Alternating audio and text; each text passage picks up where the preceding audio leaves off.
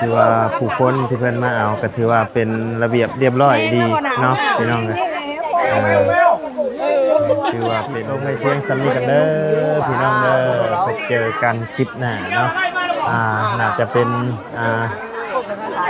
อื่นไปแหละเนาะพี่น้องเลยแบตเท่านี้เบิดแล้วเนาะพบเจอกันว่าทางทีมงานเฮาสิ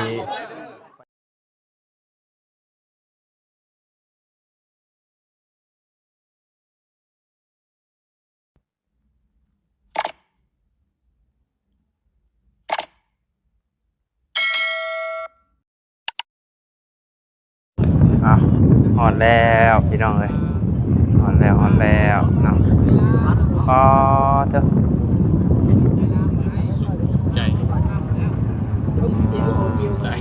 หอดแล้วพี่น้องเนาะโอ้คืออะไรคืออันไม่เซลฟี่บอต้าก็เรียบร้อยแล้วเรียบร้อยเลยเนาะเรียบร้อยแล้วสบายดีเด้อทักทายสบายดีหอดแล้วพี่น้องเลยสบายดีเด้อหอดแล้วสบายดี เด้อสบายดีหอดแล้วโอ้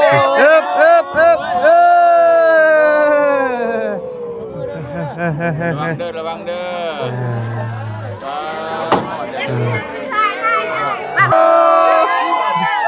จับติดตามตลอดเลยใจเด้อโดยงั้นนี่โอ้หูวันเนาะมาพี่ก็มาโอ้มาเด้อยังเสียมันจะง่ายอ่ะโอ้ย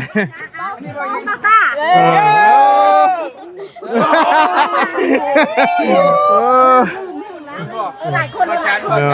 แล้วมาจันหลายคน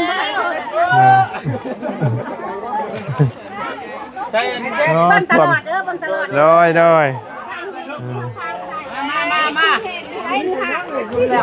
มามาใหญ่ข้างเฮือรถจะสบายเนาะยืนเลี้ยงแถวกันใหญ่ข้างเฮือเดี๋ยวก็ถอยก้นเอาท้ายมันเท่านึง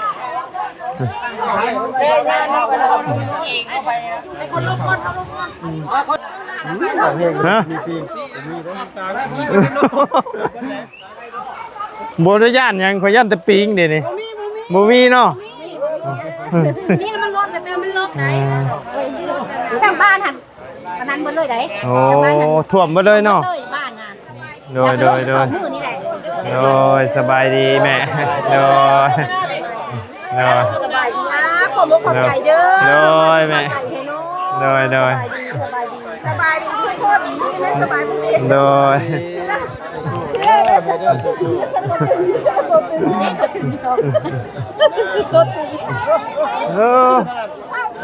ทางไหนยังขึ้นบ่ได้อยู่ว่าทางไหนตกเลย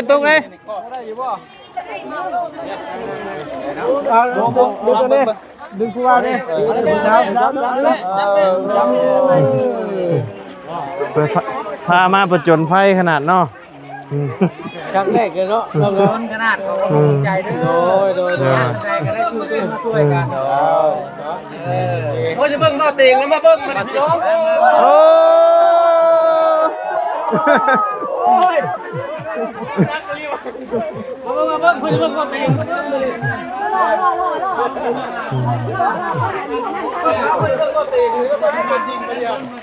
โอ้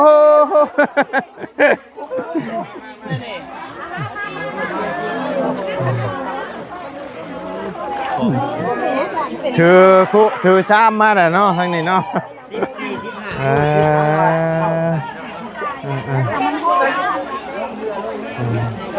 โอ้พี่น้องเลย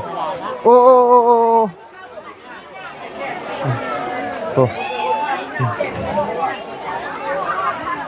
อึ๊บอ่า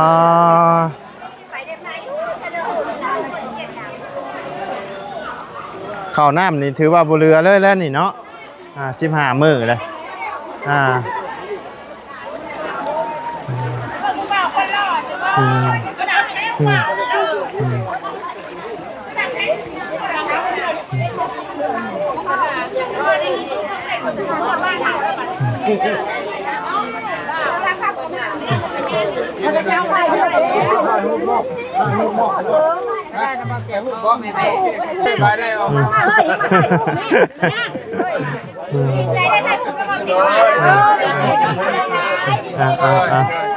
ว่าได้เป็นกับพ่อน เป็นไปยุทธเป็นอะไรเนี่ยจริงนะไปทำหล่อเนาะบ้านเราเป็นตามอยู่เลยนั่นเปล่าเด้อจอมมั่นก็เลยถูกดิ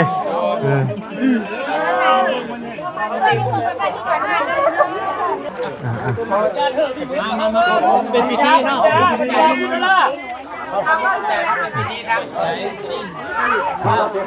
ที่ไหนมอบอะไรยาเป็นเท้าขาดูหน้าทางมือมอบหมายนาลีเจ้ากระตังหน้าทางมือเขามอบหมายให้เป็นหัวหน้ากุ้งคือเรื่องภัยพิบัติน้ำท่วมเขาดีเนาะได้นำทีมงานของเป้าเตียงทองมาช่วยภัยพิบัติน้ำท่วมอยู่ที่บ้านนาไต้เนาะนี่เนาะนี่อาเจ้ากะขออวยใจให้พ่อทั้งทีมงานทุกท่าน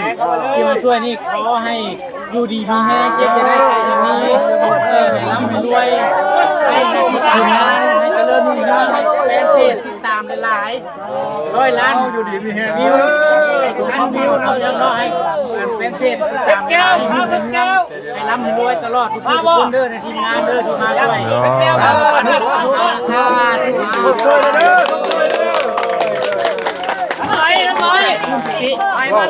เก่งครับเตรียมท้องซะแล้วท้องซะแล้วจริงแบบได้กันท่านเขาจะเลิศลุงเลิศเลยยิ่งได้กันท่านเลยเก็บเทียบกันได้ในที่นอกกันทุกวันนี้มาชาเดี๋ยวคุณครับองก่อนโดยองก่อน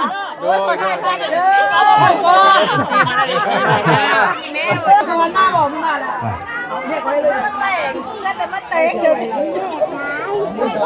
บรรยากาศเนาะพี่น้อง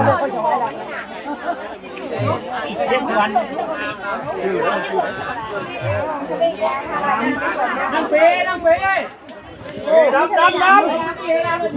มา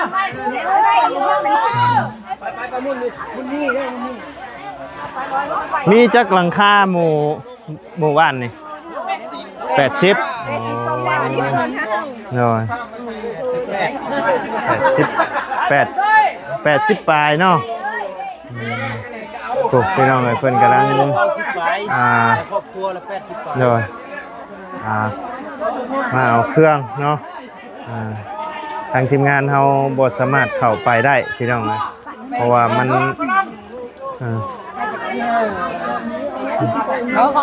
น้ำมันขึ้นแห้งเนาะแต่มี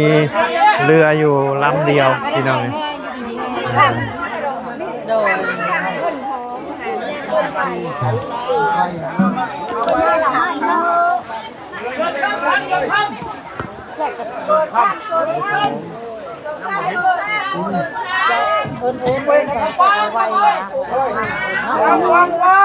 มันค่ำมันขึ้นมอประตูวางมีหัวคำมาคำพูด4 โมงน้องบกคนไปข้างในเดี๋ยวเราเลยข้อมุกเข้าใจละลาย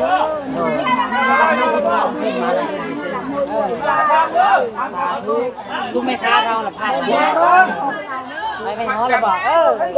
ใครเนาะ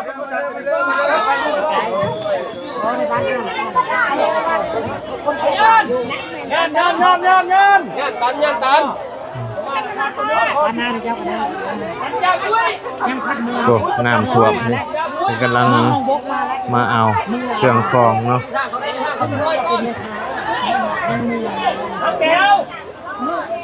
แก้วมา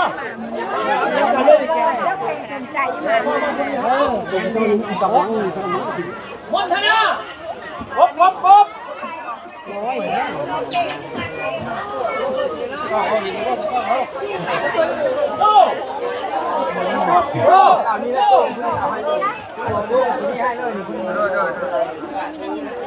าครับ ไหลยังถึงอยู่หัว มันเสียงมันสับสนเลยแต่ว่าไฟนี่ยังบ่ทันถูกตัดเนาะยังใช้ได้อยู่เนาะอ๋อโอเค ไปไวเงิน วาสนา โอ้จะว่าปิงครบพระประจักษ์นี่ ทำประโยชน์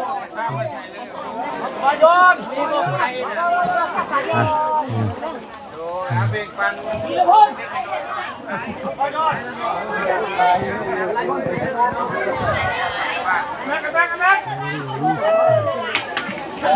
ตันเลย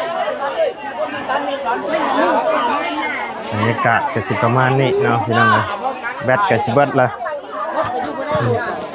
อืม แม็ก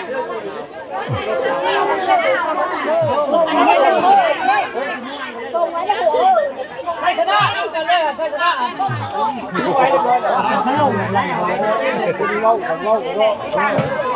อ่านไว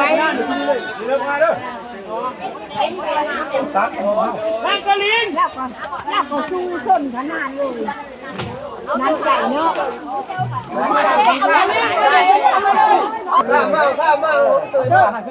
กุ้งเทพข้าวมุกมาวันนี้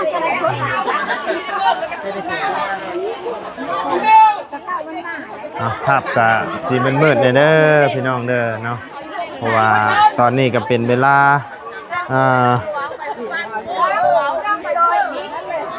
6 โมงแล้วเนาะพี่น้องในตอนนี้6 โมงแล้วเราก็ยังเข้ามาแจกเครื่องแจกของยังบ่ทันแล้วอยู่เนาะน่าจะได้ออกก็จะประมาณ 7-8 โมงพุ่นแหละเนาะพี่น้องเอ้ย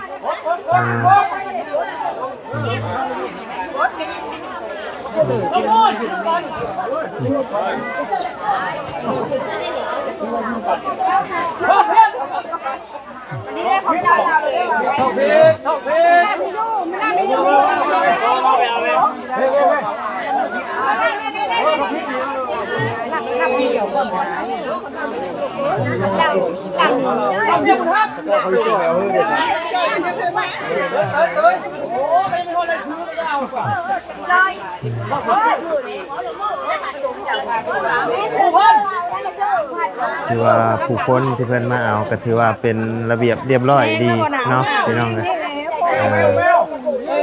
ถือว่าเป็นระเบียบเรียบร้อยเนาะมาครับสิ่งของเนาะพี่น้องเลยก็ยังดีแต่ว่าไฟยังบ่ถึกตัดเนาะพี่น้องเลยก็ยังมีแสงสว่างอยู่เนาะโอเคพี่น้องจะไปเตยมัน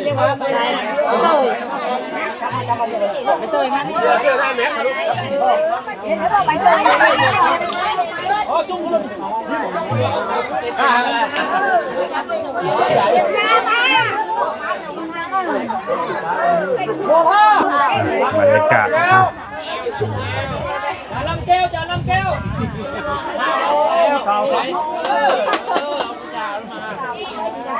พี่รถ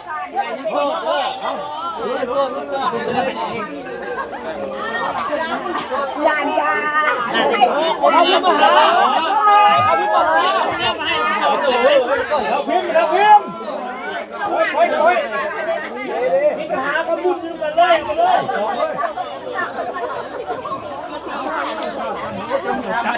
คนน้ำเมนอ่ะ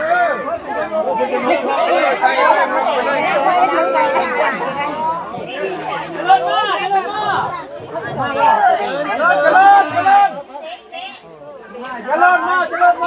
ิศมากแต่ผมมาเลยมืดแล้ว10 โมงแล้วมืดแล้ว6 โมงกว่าแล้ว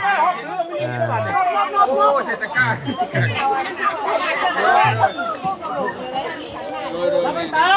ไปจะไปกันตาตาไอ้มาไปนี่มาได้เพลงมาเล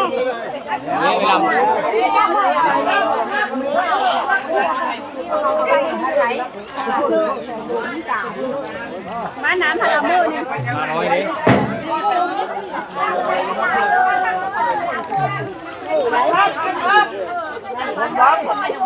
จะน่าก็ลืมได้เนี่ย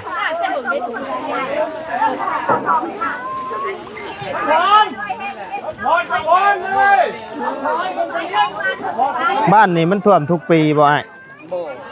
หาที่ท่วมปีนี้นักเนาะโอ้ ท่วมตัวนึง4-5 ปีท่วมตัวนึง โอ้แต่ว่าปีนี้โดยปีนี้ถือว่านักเติบเนาะจักมื้อล่ะโอ้เนาะข้าวน้ำถือว่าเรียบร้อยแล้วเนาะโดย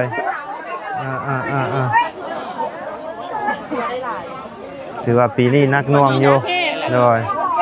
เป็นเดือนแต่ยังบ่ลงพี่น้องเอ้ยนะอันนี้ก็ยังบ่ฮู้ว่ามื้อใดพี่น้องเอ้ยสิลงเนาะประมาณที่นึงพุ่นละจังสิไปโดยคนมาอีกก็จะเถิดอีกก็ได้รับการช่วยเหลือน้ำแน่ล่ะบ่ได้รับการช่วยเหลือน้ำโอเคโดยเมื่อวานนี่ไปทางอาจพรไปพังจำพรเมื่อวานนี่มื้อนี้ก็เลยมาทางนี้โดยลายกันน้ำท่วมพี่น้ำได้ก็ได้มาอีเนาะโดยโอ้ยกะอะไรก็จะให้มันท่วมเรื่อยได้เถาะบ่ได้กินข้าวได้โดยโดย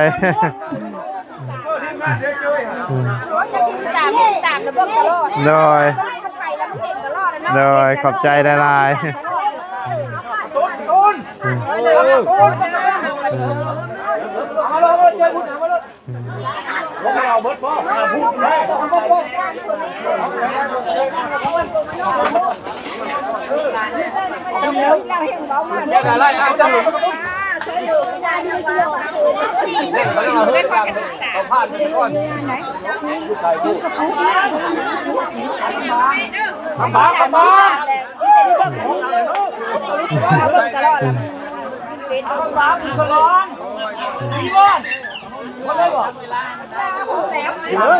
ไม่ได้คนลงมาจะคนเลย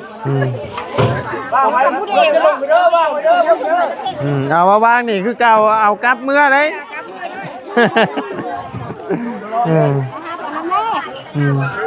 มันหลายคนผู้เดียวเนาะฮะพูด3หุ่นลอยล่องอยู่ฮะเอามาใช้เลยฮะ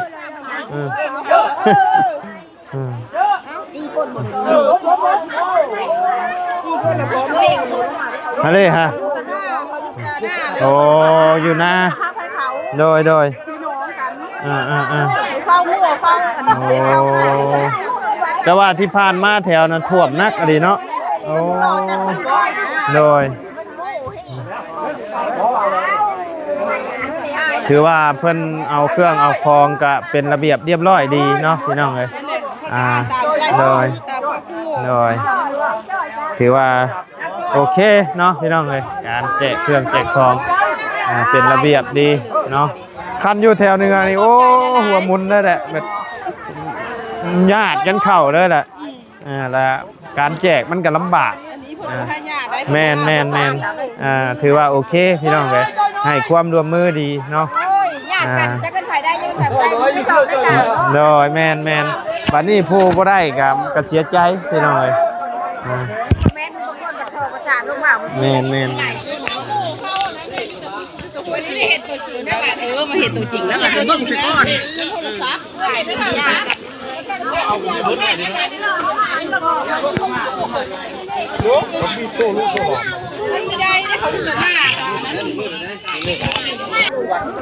ภาพบรรยากาศกาสิประมาณนี้เนาะพี่น้องเลยแบดเบิดนะ